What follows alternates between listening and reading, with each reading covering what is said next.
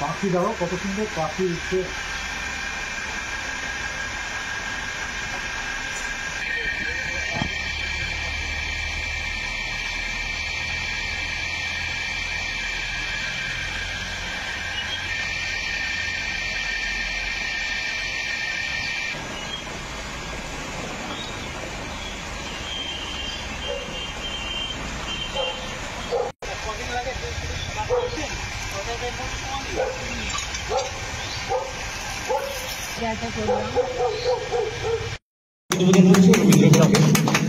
আমাদের প্রিয় প্রতিষ্ঠান চন্দ্রদ্বীপের মুকুটে যুক্তগুলো আমরা একটু পাবো।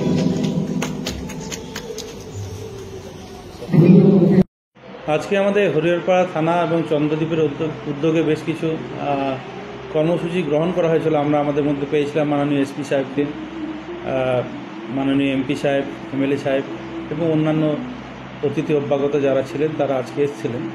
মূল অনুষ্ঠান ছিল যে আমাদের থানার মধ্যে একটা মিটিং কাম অডিটোরিয়াম হল, যেটির নাম আমরা দিয়েছি রবীন্দ্র কক্ষ, সেটার উদ্বোধন করেন মাননীয় এসপি স্যার। এছাড়াও আমাদের থানার মধ্যে দুটো গেস্ট রুম, গেস্ট হাউসের মতো, সেগুলো উদ্বোধন করা হয়েছে। একটি হচ্ছে সুখনির, একটি হচ্ছে শান্তিনিড়ি।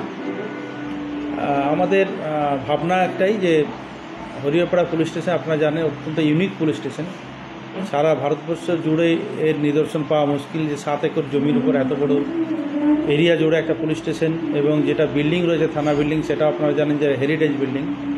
ব্রিটিশ আমলে এটা নীলকুঠি হিসেবে কাজ করত। এত বড় খেলার মাঠ আমাদের মধ্যে রয়েছে, চিলড্রেন্স পার্ক রয়েছে, ডিয়ার পার্ক রয়েছে, জিম রয়েছে, লাইব্রেরি রয়েছে। আমাদের উদ্যোগে এখানে একটা ইংলিশ মিডিয়াম স্কুল চলছে।